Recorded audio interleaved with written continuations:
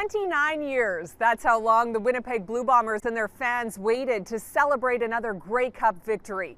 And when it came, boy, did fans show up. The last time the team won was 1990 when the Bombers beat the Edmonton Eskimos. The heroes of that game, names like Tom Burgess, Greg Battle, and Warren Hudson. In 2019, it's Andrew Harris, Zach Collaros, and Chris Strevler who added their names to the history books. Over the next hour, we'll chat with them and hear more about their memories of winning the big game and celebrating with our entire city. You got my back! You got my back! Win! Win! Win! We did win, baby. We got the cup, baby. Let's go!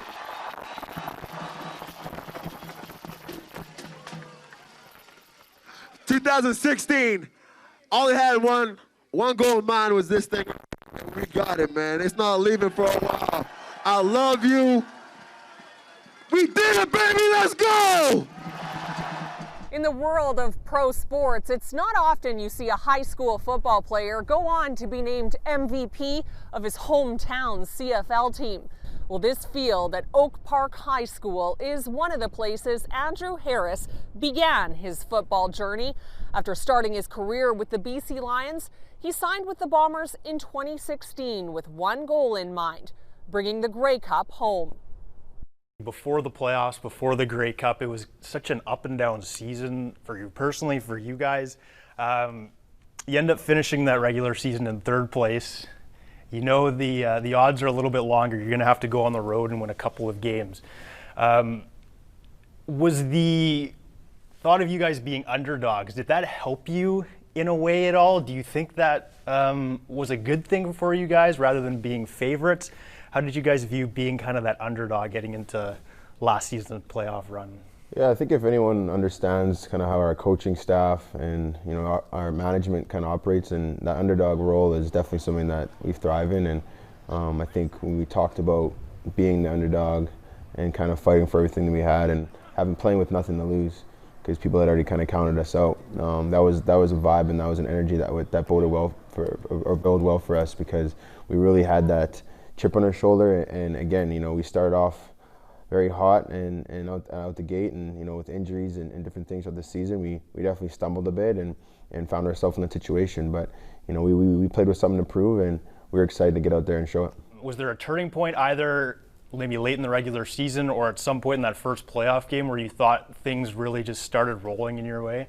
Yeah, I think it started, obviously when Zach came in and was kind of taking all the first team reps, and we beat Calgary the last game of the season here. I think that was a big statement game for us, to play and beat one of the better teams, and just the way we did it too. It was there's some magical plays and some tough yards and some big plays on defense, and I think that was a turning point and a confidence booster for us to kind of going forward into the playoffs and having that thought and that mindset that we can get this done and go get it done. As you headed into that playoff run, just where was your mind at? How motivated were you to really stand out and carry this team? Well, there's a lot of emotions through the whole season, and coming back, after Labor Day and the Banjo Bowl, and there was still something that I had to prove, and the biggest thing was it was just getting it done with my teammates. My teammates supported me throughout the whole thing, the coaching staff, organization, and I really felt the love and support there, and that was important for me. And it took me some time to kind of mentally get back in the right mindset and mind frame. And throughout the playoffs, the first two games, there was a lot to focus on shutting down the run, and our pass game really shined, and our defense. So, when we got into the playoff game or the Grey Cup game, it was an opportunity to let's go all out, and our defense was lights out. Our offensive line was throwing those guys around, and the holes were massive. So I think honestly anyone would have had a monster game in that game in the ball, because our O-line was playing with so much passion, and that all started from the Tuesday that we got to Calgary. Just how guys were in the media with the media. I had that underdog feeling, and everyone kind of counted us out against Hamilton, and we stepped on the field. It was go time, and no looking back. From an outside perspective, that Grey Cup game, you guys seem to be just clicking on all cylinders. What made it so that you guys were at your best in the game where you needed to be the most. Yeah, that's football. I mean, there's only one game, you know. You have to peak at the right time. I mean, other sports you have series and you know you have another chance to get back at the team, but in football you really have one opportunity and you got to play your best in that right moment, and all the stars kind of have to align. So I mean, peaking at the right time in football is very important. And you know, if you look at our season, we're up and down, and then we kind of peaked at the right time. And I think that final Grey Cup game was us peaking. And again, it was offense, defense, and special teams all peaking and all contributing and all making big plays. Winning that Grey Cup, obviously a huge accomplishment for you. What does it mean for you, though, to be a part of the team that ends the drought that the team was facing and that fans, you know, had faced for all these years? To win one for the fans, to end that drought. What does that mean for you to be a part of that team?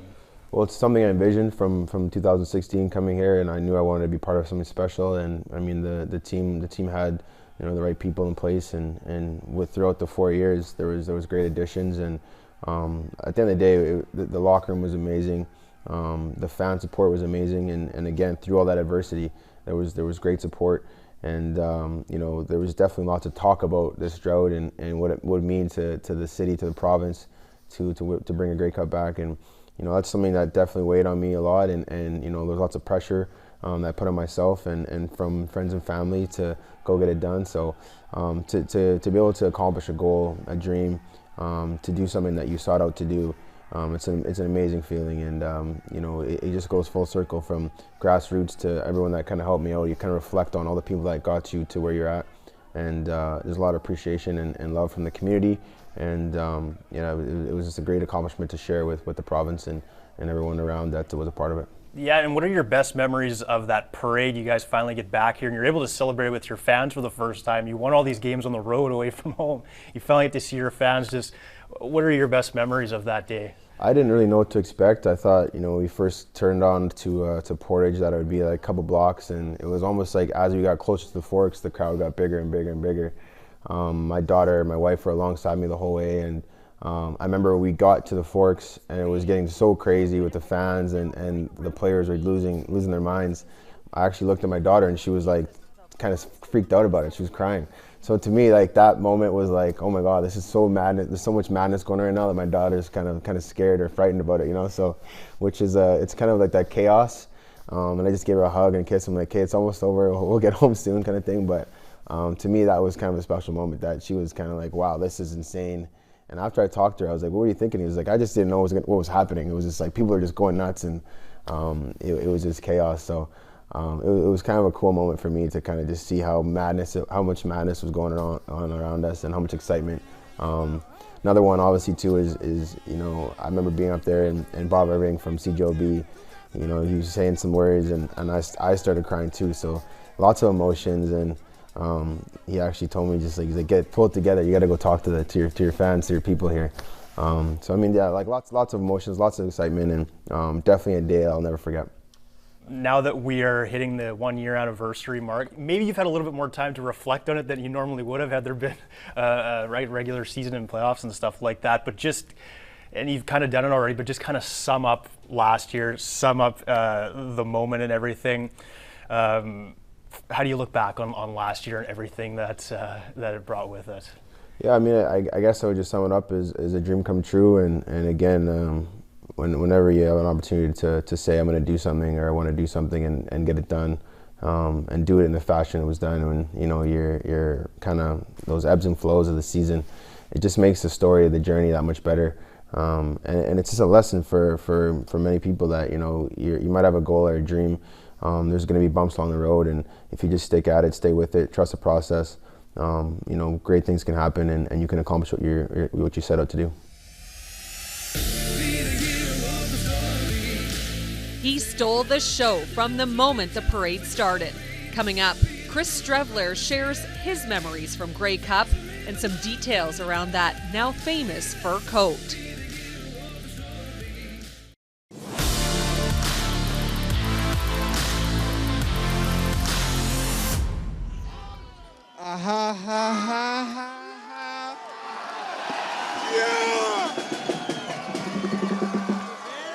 All I gotta gotta say is, man, have you guys seen the Grey Cup yet? That's pretty awesome, man. That's pretty awesome. We got the best fans in the CFL. It's not even close, man. I love you guys. We love you guys, man. This is ridiculous. This is ridiculous. Thank you guys so much for everything this season, man. I'm lit right now. You're all lit right now. This is amazing. I love you guys, man. And we're Grey Cup champions, baby. That's all there is. That's all there is to it. That's all there is to it. That's facts. The Grey Cup parade was the biggest party downtown Winnipeg saw since the Jets announced their return. And there was one player in particular who stole the show. Decked out in his now famous fur coat, Chris Strevler cemented his place into the hearts of Blue Bomber fans. I remember a good amount from that game. I mean, and I think about it every so often. Just being able to be in such a big moment like that with, you know, those teammates. When I think about it, it just brings back a lot of joy and just reminds me of all the hard work and things that we had gone through that year. It means everything. I mean, that's your goal coming into the season, and I mean, it just makes it even that much more special knowing all the adversity we went through as a team that year to even get there and then to win it. I mean, I think that's what partially made it so special. The other part is obviously how long that city had waited to win that championship. I mean, the fans were, you know, frothing at the mouth for us to get back there. And then when we did, you could just feel the energy and the excitement around the city. And I mean, it was really special. I mean, there's a lot of emotions. I mean, it's a little bit overwhelming at first when the game ends because, you know, everyone's going crazy, you know, the trophy's out, everyone's kind of trying to get with that. It's kind of a bit of a whirlwind, you know, but when we got in the locker room and finally got the cup in and everyone's going crazy and, you know, you get to hug all the teammates, hug all the coaches and, you know, getting to share that with those teammates and coaches that, you know, you put in so much time and work for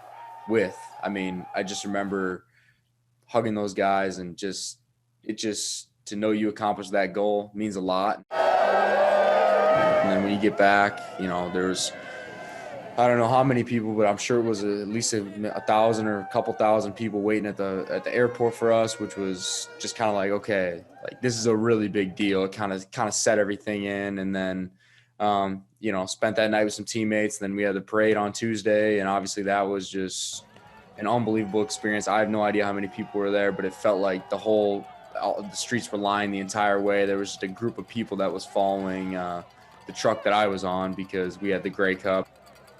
Parade experience for me was awesome. I mean, I mean, everyone has seen the fur coat, the hat, all this and that. It's still in Winnipeg. It was my girlfriend's mom's fur coat actually. But for me, it was just about getting to be with my teammates and enjoy that moment. Getting to be on that float with those guys and kind of getting to share that day together and experience it together was so fun. I mean, also the fans, you know, their energy and excitement. I mean, I felt like I could say anything that day and people would just be going crazy. You know what I mean? Like people were just, you know, jumping on the pickup truck and the security guy was getting so mad because everyone was jumping in and man, it was just special. And then to get down to the Forks and just see, you know, people basically as far as you could see and just the energy that they were bringing, it was just like, it gives me goosebumps to this day. It was very special. But I just remember everyone was just going crazy. Everyone wanted to touch the cup. Everyone, you know, I mean, it was pouring beer in people's mouths. People were throwing beer up to us. I mean, just all that. So everyone kind of just wanted to get a piece of the cup that day. I appreciate the opportunity that city gave me and, you know, to be there and start off my professional career. Like, that's obviously something that'll always be very special to me. So I think we got a mutual love there and kind of took to each other as the years kind of went on there. I'm just going to remember the people. I mean, that's really what you take with it. I mean, you always have, that's a lifelong bond now when you win that championship with a group of guys that you care about. I mean, you guys are brothers now.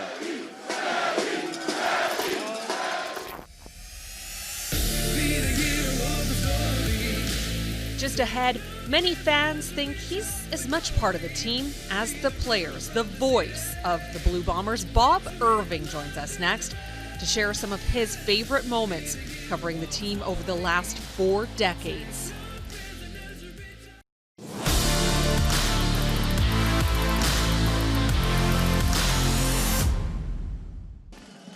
Thank you, Bomber fans, for coming out here today. Each one of you are a part of this, and each one of you are the CFL's Lattice fans that we get to play for every single game. And you are the best fans in Canada. Thank you to each one of you. He once wore the blue and gold, suiting up for the Bombers and playing right here where the old stadium used to be. Now Wade Miller leads the football club in a different way, helping build a team that brought the Grey Cup to his hometown. Looking back a year ago, the parade and entire celebration had to be planned in less than 24 hours after arriving home from Grey Cup. When did that preparation begin? Well, there was a great staff here that were working on it with the different levels of government prior to us leaving. So, and they really took care of it and kept most of us out of it. So it was a great day for our fans, for the city, for our province, that entire parade. Why was there that push to have it take place so quickly after winning? That's what you do as a professional team, and we wanted to just capture that time with our fans and the city and the momentum, and it was just a great experience that day. So you're saying you actually got the chance to enjoy some of that day? Yeah, well, I actually, during the parade for sure, that was, turning, I'll remember that, just when you turned onto Portage Avenue from Hargrave and you saw the fans and it didn't stop and all the way to the Forks. It was truly amazing. Another big part of the celebration in Winnipeg was that social and the fan meet and greet. Yeah. Talk a bit about that experience. Those events, and we have an amazing staff who literally planned those in 4-6 hours right after on the Monday, which was just tremendous. And we wanted to do more than a parade and something that just separated this celebration for our fans, for the city, for the province, and it was just such a great event on that Friday night, and just what a celebration. And when you're in Manitoba, you have to have a social. So we threw a great, Grey Cup social, and it was just a great time. And then the next day, having the activities for the families just turned out amazing. The Winnipeg Convention Center was a huge part of making that happen for us. So you were really in the thick of all the celebrations. Was there a particular fan moment that stood out for you, that touched you or connected with you? Well, I'm not sure there was one, because you saw that during the game, like in Calgary. It might as well have been a Blue Bomber home game with how many, royal jerseys were in those seats. And I thought it was one of our home games. And then from the fans that never left the stadium, like after the celebration, to it still goes on today. So there isn't one moment for sure. It's how unique the experience is for everybody. When you look back at the Grey Cup experience, it was somewhat surreal, and what's happened so far in 2020 has been surreal as well. Do you ever look back and think about how lucky we are to have had a chance to enjoy all that and experience all that before COVID-19 took a hold of our lives?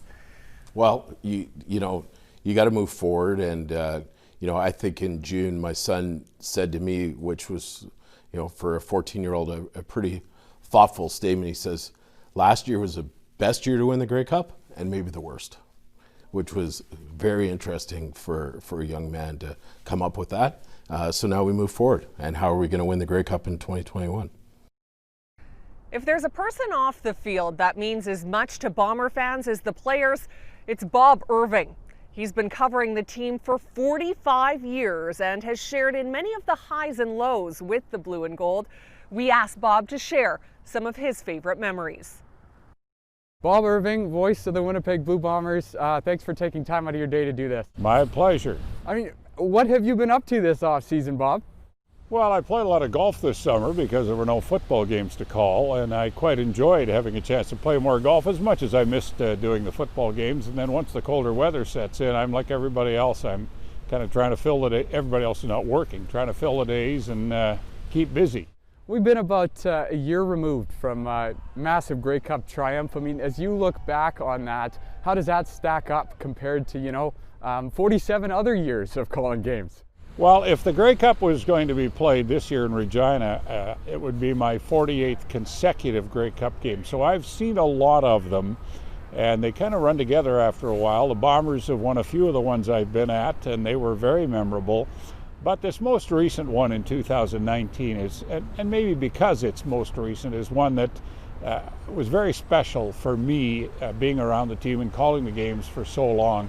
The late season run that they had, winning that final regular season game, and going into that game, a lot of the fans had kind of fallen off the bandwagon, I think, and their hopes weren't as high as they'd been earlier in the year. But they beat Calgary in that final game and then went to Calgary and won the semifinal game in most convincing fashion. And I think that's when it really clicked in with me that, hey, this group may be onto something special. And then, of course, they went to Regina and won the final in that dramatic game there. And I still remember the week in Calgary, Grey Cup week, where virtually everyone was picking Hamilton to win the game because the Tiger Cats were 15-3, had a tremendous regular season. But the Bombers came out and right off the bat set the tone. They forced a turnover, they went ahead early, and you could just sense that something special was happening. And it's a 4-game span that was very special and I'll never forget. And obviously immediately following that span, this area here that's pretty dead quiet was as alive as can be this time last year. What was that like for you coming back to Winnipeg and seeing what that championship did to this city, Bob? Yeah, I didn't quite know what to expect. And then I saw when the team came back on the Monday, there was this big crowd at the airport. 1,000 people or more went to the airport to greet them. And then you knew that there was going to be quite a celebration. I know Portage and Maine on Sunday night of Grey Cup, people came downtown and celebrated. But the day of the parade was over the top. I got to the Forks early because I was emceeing it, and you could see the crowd gathering and just the buzz and the excitement was really cool. And then I saw the pictures of the parade and all the people lining the streets and everything else. And so, yeah, it was really special. 84, I go back to 1984, where the Bombers had a 22-year drought before they won the Grey Cup, and the celebration was wild and thousands of people came out. This was very similar because, again, they're ending a drought. This one, 29 years. So the reaction, it didn't surprise me, but I was really pleased to see how excited people were. Bob, what exactly is the Canadian Football League doing to combat this COVID-19 situation that you've noticed with their schedule next season? Yeah, I think the one thing you'll notice is the less travel. The Bombers, for example, won't be going east as often as they did in the past. They'll be playing more games in their division. The 2 preseason games are both against Saskatchewan, which I think is great because it cuts down on travel. It saves expenses. And, of course, they're hoping that the COVID-19 situation will be back to normal, if we can use normal ever again, and that fans can be in the stands. That's so important to this league. It's a gate-driven league, and putting fans in the stands is absolutely crucial. So we don't know about that at this point, but that's the #1 hope of the league. And I mean, obviously, Bob, you've been calling Winnipeg Blue Bomber games for a long time, 47 years, as I've mentioned. Can Bomber fans expect you behind the mic next year? And if so, how many years after that? Well, I've been asked that question a lot about next year, and I haven't made a firm commitment, but I would say this. I'm leaning toward doing the games again next year. Beyond that, I don't know. I'm a year at a time right now. I'm playing it a year at a time. A lot of people say that about different things, but that's the way I'm looking at it. But in all likelihood, I'll be doing the games again in 2021. And hopefully that can all begin in just over 6 months. Thanks so much, Bob, for doing this today. My pleasure. After the break, he may not have started the year with the Bombers, but few players had a bigger impact than Zach Collaros. We'll speak with Collaros next as our Global News special, For the W, continues.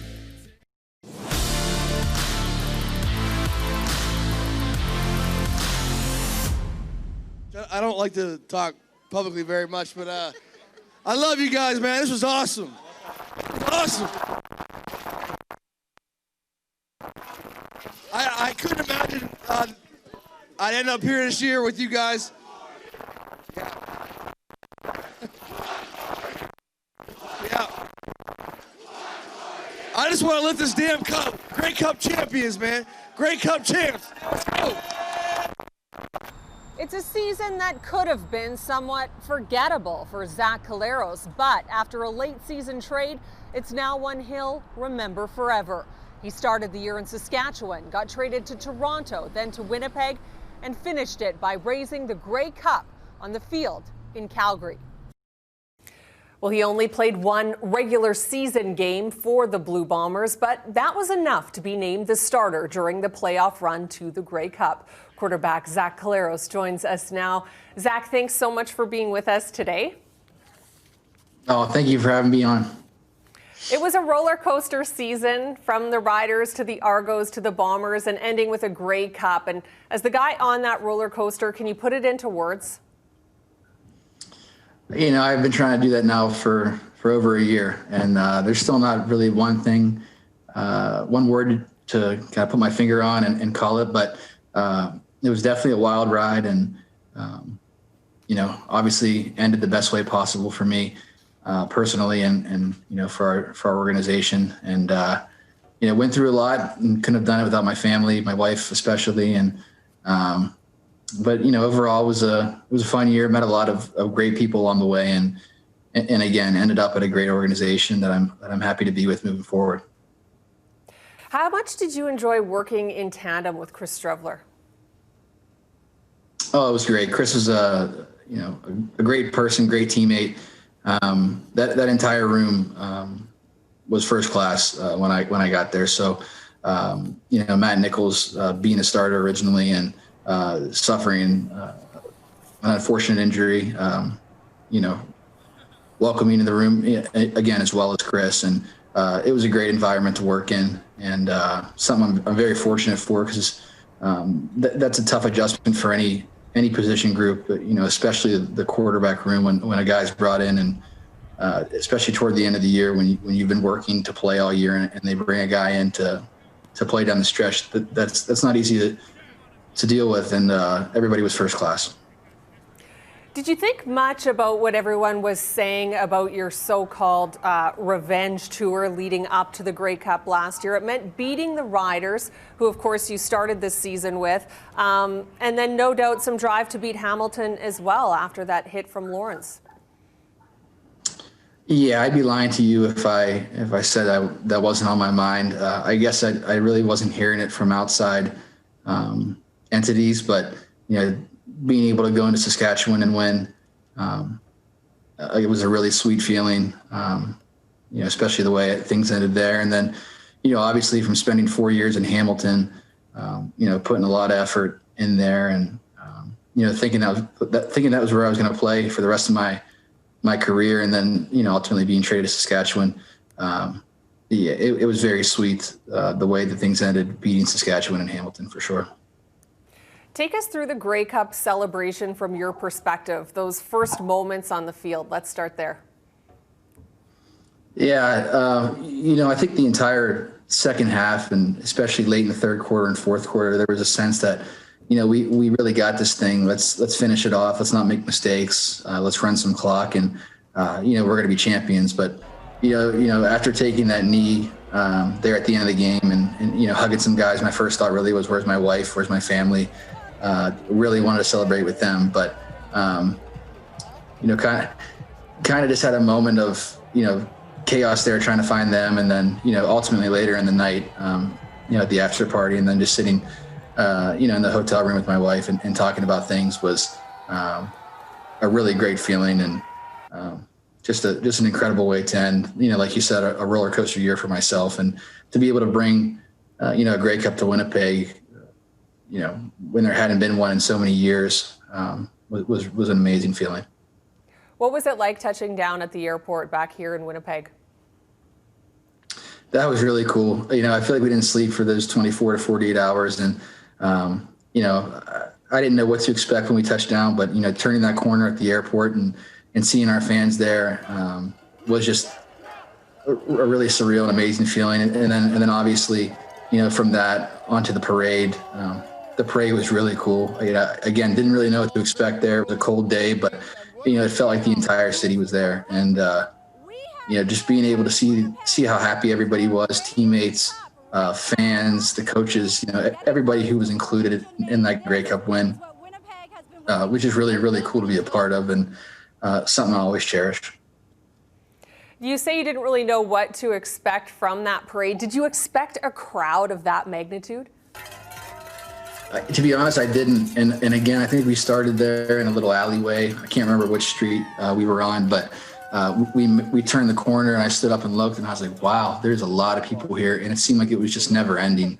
It felt like we were riding on the little tractor bed or whatever we were on there for an hour, and the streets were just filled. And then, being able to go into that little pavilion and have everybody speak to the fans and everybody chanting things and singing songs and drinking beers. It was just a really, really cool experience. You're going to go back to January 27th now of this year.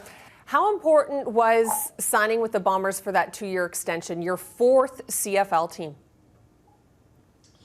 I mean, it was very important. There really wasn't anywhere else I wanted to be. Especially after the 4 or 5 weeks I was able to spend, in the building around the coaching staff and ownership and the president and Kyle and everybody. It was where I wanted to be. I thought I think it's a first-class organization, one of the best that I've been a part of. And, from talking with the guys throughout the month of December and January, a lot of guys were coming back and signing back, and a lot of guys were saying, hey, you need to come back. And I was like, hey, as long as they offer me a contract, I'm coming back. I want to do this again.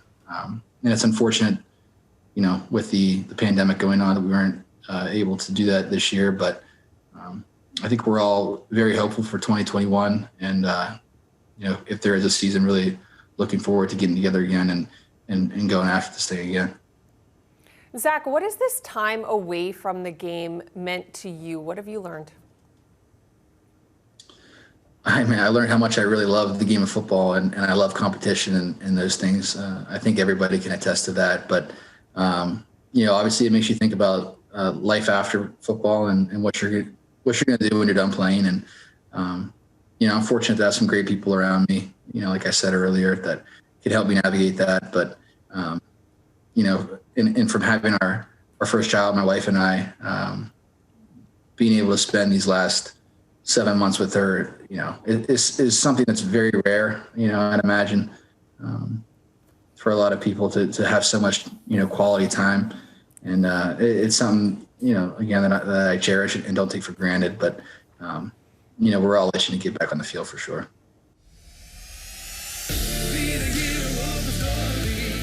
Still to come, we wrap up our global news special for the W with the man who led the team to victory. Head coach Mike O'Shea joins us next.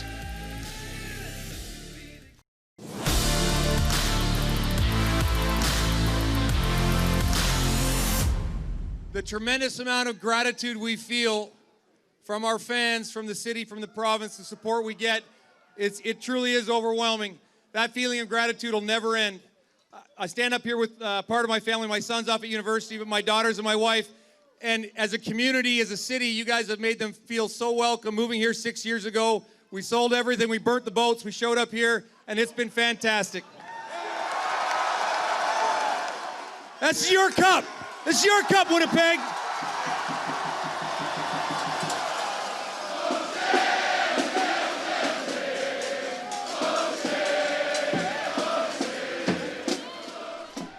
He's often called a player's coach.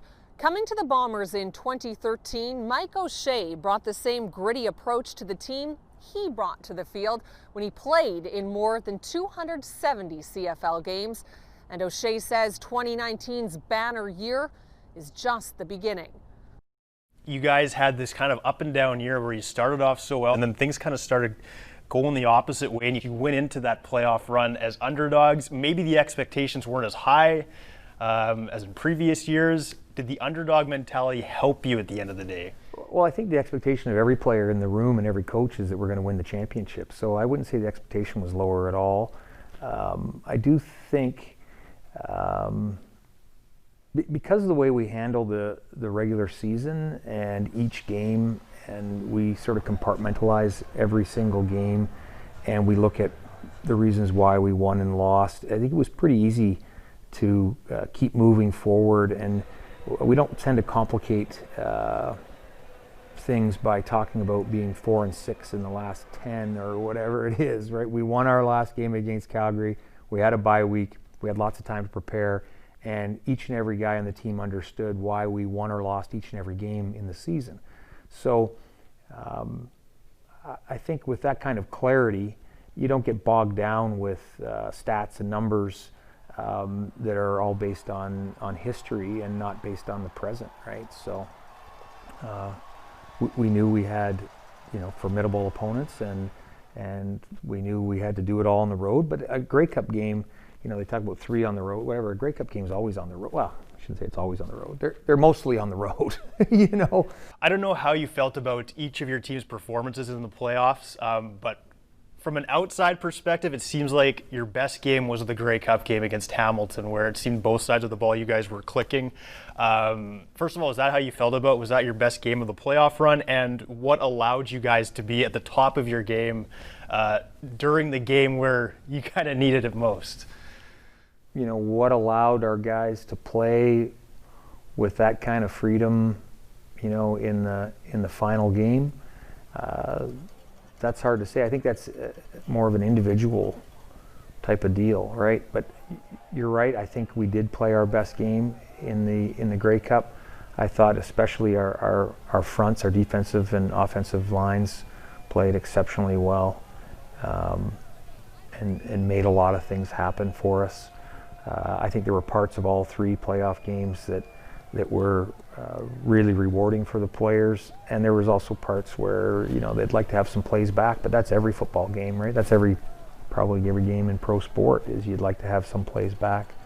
There were points of time where in those 3 games we didn't tackle well enough, and then there's other times where we were lights out. So I don't think the game has to go perfectly to get a win. You just have to be resilient, and you have to rely on the experiences you've gathered throughout the entire season, what you've learned about the game and about yourself and about your teammates throughout the entire season to allow you to play your best in those moments. As someone who wasn't a part of the Bombers franchise this entire time, as someone who came in a few years back, but how much did ending that drought become motivation for you? Was it extra motivation? As much as you heard about it and started to learn about, the history of this team, was there extra motivation for you to be a part of that team that finally ended the drought? Coming here and seeing such a passionate fan base, and with the history of the Bombers and their love affair with the city and the province, you want to deliver for them. And I do, you could be in a place where no one talks about it. So I'd never get tired of hearing about it, because you could easily be somewhere where nobody's asking you or telling you about the drought, right? What was it like to finally get back to Winnipeg after the win and celebrate everything you'd accomplished with these fans at the airport, and then the parade not too long after that? Yeah, it was even before that. I think, there was probably a few phones passing around the locker room during the celebration of guys showing people what was going on at Portage and Main, right? So seeing that celebration, I think, was just the sign of things to come. Walking out in the airport was a pretty emotional experience for a lot of the guys, I'd say. And then the parade was, mind-blowing. It was absolutely unreal, and yeah, just awesome. Yeah. Just a couple moments from that parade I wanted to ask you about. I think most people would remember for Chris Strevler's performance. Did you know that was coming? Was that something you knew he was going to pull off, or how do you remember his Well, I don't think he's pulling off anything. I think that's just who he is him being himself and expressing himself the way he wanted to, and I think it's awesome. I've said this, been on record several times, I wish I could pull that off, So I don't look good in a fur coat without a shirt on, but it was a culmination of a lot of hard work, and not just a season's of hard work, but a lifetime for these guys. They've put in so much effort. Some of these guys have been playing football since they were 6 or 7 years old, you know, and to win a professional championship, well, I think it brings out the best in people. When you guys got to the Forks during that parade, you busted out a 1990 Grey Cup champion shirt, showed the fans. Where did you get that shirt, and where is it now? I know you talked about time for a wardrobe upgrade, right? Where did the shirt come from? Where is it now that you do have new wardrobe, I guess? Yeah, Mr. Taylor, former Bomber board member, happened to pass it to my son's godfather, and came with a corduroy hat, that sweatshirt, and a pair of old coaching shorts. It's I wore them around here once just to get a rise out of the guys, but they won't let me wear them again. Down the road, when you think about this one a little bit more, how do you think you're going to look back on it with how wide your career has spanned? You know, where is that run last year? Where do you think that might fit into your kind of career moments or highlights? Yeah, hopefully it's down the list. You know, hopefully there's a lot more excitement to come. You know, it was really good, and this team was a good football team, and the type of players we had, the guys we had, that's what you remember. I don't know that I'll remember the 3 games in the playoffs. I don't know if I'll remember that stuff, but I think I'll remember the guys in the locker room and the coaching staff and those types of things, you know. So the first part of the answer, though, is hopefully there's a lot more excitement to come. Thanks for joining us as we looked back at the Bombers' epic run to the Grey Cup and celebration that was such a long time coming. We want to thank the Blue Bombers organization for sharing their stories with us, and we hope you enjoyed this look back as much as we did. We leave you with more highlights of that epic party. Welcome everyone to Global News and 680 CJOB's coverage of the 2019 Grey Cup Parade. There are hundreds of people already down here. And people are here to celebrate not only the Blue Bombers, but our city. I can see Wade Miller now waving. We see Buck Pierce. Yes. We Big see for him Coach as well O'Shea. here. O'Shea. You see Lucky Whitehead. He's got no shirt on. And if I had abs like him, I'd have no shirt on either. It's a good day that it is only about 1 degree out right now, because he would be very cold otherwise. These guys are in for a celebration. They're here to party, and you can see it on their faces. Andrew Harris, the most outstanding Canadian and most outstanding player in the Grey Cup. We have the Grey Cup. Winnipeg, here is your Grey Cup. Chris Strevler wearing a fur coat and a white Calgary Stetson. He hasn't taken that Stetson off in days. This is the parade making its way down to the Forks, right around Israel Asper Way right now.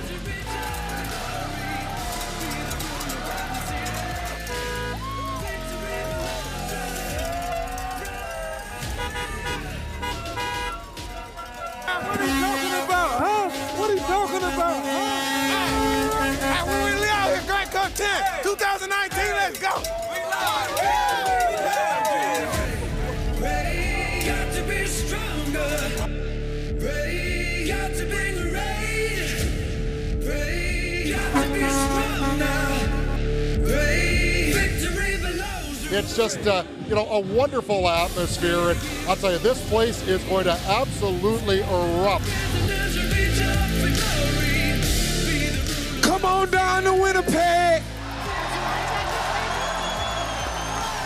Look at this party that is going on right now. This is shirts optional is what we're seeing right now. So, Kayla, it's a good thing your forecast was calling for above 0 temperatures, but I don't think these guys would be feeling it if it was minus 20 out there right now. And on behalf of all of the city of Winnipeg, congratulations, we're Grey Cup champions! I wouldn't want to be anywhere in the CFL but be right here in Winnipeg, man. I love y'all for the rest of my life. Hey, I'm going to keep this short and sweet. All I gotta say is, the drought is over.